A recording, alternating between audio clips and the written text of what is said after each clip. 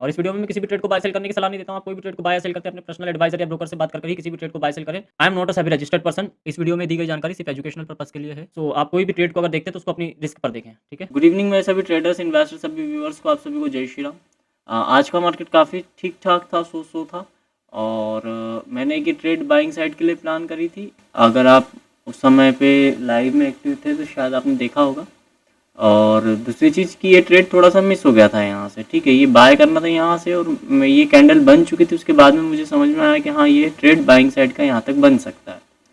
और second, down side के लिए अगर आप देखोगे तो डाउन साइड के लिए बैंक निफ्टी मैंने एक ट्रेड बनाया था, बट अनफॉर्चुनेट उसमें यहाँ पे मेरा एक स्टॉप लॉस था जिसपे मार्केट ने वीक बनाया और वीक बना के जो है मार्केट फॉल कर गया, ठीक है। तो ये मेरा यहाँ पे एक स्टॉप लॉस हंट हुआ, मैंने टेलीग्राम पे डाल दिया था कि मेरा एसएल हंट हो चुका है। और फिर उसके बाद में मार्केट जो है वो फॉल करा है। तो बट मूवमेंट अच्छा आया है, बट स्टॉप लॉस अनफॉर्चुनेट हो गया था। फिर क्रूड ऑयल अगर देखेंगे तो क्रूड ऑयल के अंदर मैंने एक ट्रेड प्लान करी थी। उस ट्रेड के अंदर अगर आप देखोगे, ये क्रूड ऑयल के अंदर ट्रेड थी जिसके अंदर यहाँ पे एक छोटा सा स्टॉप लॉस, पहले मेरा 35 का था, फिर मैंने यहाँ पे 45 का एसएल कर दिया था। और उसके बाद में मार्केट ने जो एक अच्छा खासा सेल ऑफ दिखाया है और अभी भी कंटिन्यू सेलिंग कर रहा है। मेरा कन्विक्शन है कि मे भी मार्केट जो है वो यहाँ से 540 के आसपास या 550 की रेंज के आसपास तो फॉल कर सकता है, ठीक है।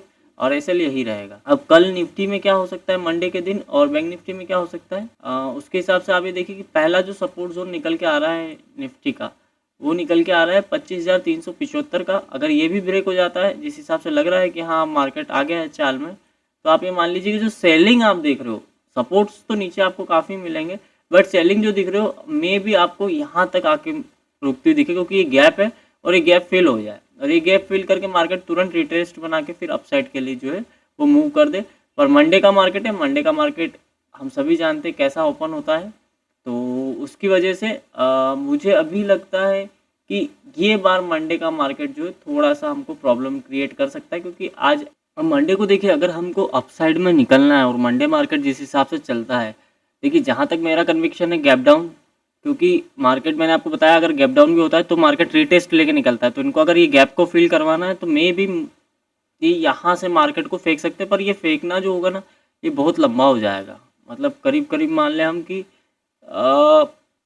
400 450 पॉइंट है यार, मतलब 400 पॉइंट के लगभग है।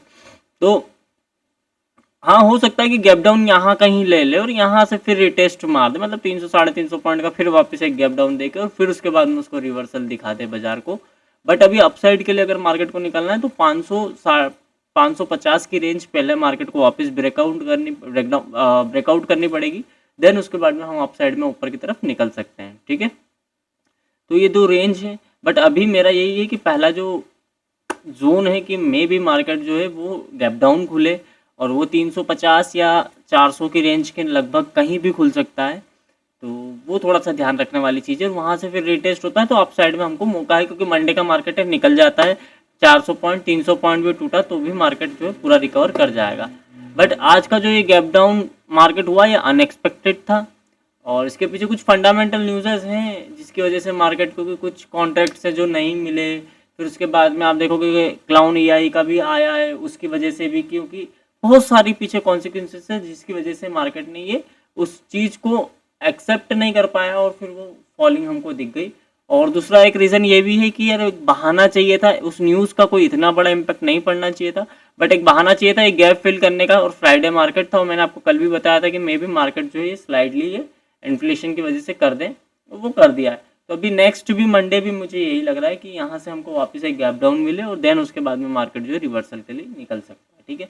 बट अगर मार्केट 500 के ऊपर ओपन होता है कल तो फिर हमको एक अच्छी स्ट्रेंथ अपसाइड में वापस से दिख सकती है। बट मैं चाहता हूँ कि मार्केट गैप डाउन करे, ये गैप फिल कर दे तो टेंशन खत्म हो जाए, फिर ऊपर हमारे पास बहुत सारी गैप है, हम वापस से यहाँ आके खड़े हो जाएंगे, पता भी नहीं पड़ेगा 2 दिन के अंदर हम वापस यहाँ खड़े हो जाएंगे, ठीक है। तो ये सिनारियो है। और बैंक निफ्टी, रही बात बैंक निफ्टी की, तो बैंक निफ्टी के अंदर जो आप जोन देख रहे हो, बैंक निफ्टी में जो सब पहला सपोर्ट जोन आएगा वो 60,000 का रहेगा, 60,100 का। देन उसके बाद में 60,000 का। ये रेंज ब्रेक नहीं होगी जहाँ तक मुझे ऐसा लगता है, क्योंकि बैंक निफ्टी की गैप जो है वो फिल हो चुकी है, ठीक है। तो ये निकल सकता है वापस से और मे भी ये साइडवेज से ओपन हो जाए, थोड़ा बहुत स्लाइडली डाउन साइड हो जाए और फिर उसके बाद में मार्केट जो है अप ट्रेंड दिखाए इसका। बट पहला सपोर्ट जो है 60,100, दूसरा सपोर्ट 60,000 का। अगर ये ब्रेक होता है तो फिर हम नीचे की तरफ देख सकते हैं 49,700 तक का जो है मार्केट फॉल हमको यहाँ पे फिर बैंक निफ्टी का भी दिखा सकता है। ठीक है, और रिटेस्ट करके मार्केट निकल जाता है तो इसमें पहले 50 EMA ब्रेक हो जाने दीजिएगा। 60,400 के ऊपर मार्केट निकलता है तो फिर ऊपर की तरफ आपको 60,800 और 61,000 तक की जो रेंज वो दिख सकती है। ठीक है, धन्यवाद।